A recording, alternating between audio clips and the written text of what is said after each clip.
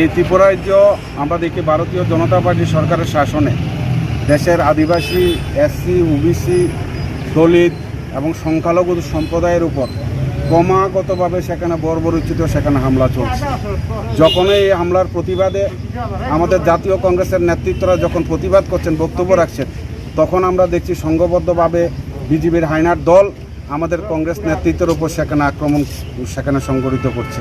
গতকালকে আপনারা দেখেছেন আমাদের এই রাজ্যের জনপ্রিয় বিধায়ক সুদীপ রায় বর্মন সেখানে উনি আমপাশায় আমাদের আদিবাসীদের একটা সম্মেলনে বক্তব্য রেখেছিলেন যে ভারতীয় জনতা পার্টি জনজাতিদের মুখে সেখানে প্রস্তাব করে সে বক্তব্যটার বাস্তবতা রয়েছে। কারণ 2023 সালে আমরা দেখেছি যে মধ্যপ্রদেশের সেখানে ভারতীয় জনতা পার্টির একজন নেতৃত্ব আদিবাসী একজন উপজাতির মুখে সেখানে প্রস্তাব করেছে। সেই বক্তব্যটা টেনেই উনি সেই বক্তব্য রাখার কারণে আমরা দেখলাম সেখানে ভারতীয় জনতা পার্টির যে উপজাতিদের যে মোর্চা, সেই মোর্চার নেতৃত্বরা আমাদের সেখানে আগরতলা বিধায়ক সুদীপ রায় বর্মনের সরকারি আবাস বিধায়ক আবাসে গেট ভেঙে ভেতরে ঢুকে সেখানে জিনিসপত্র সেখানে লণ্ডভণ্ড করেছে।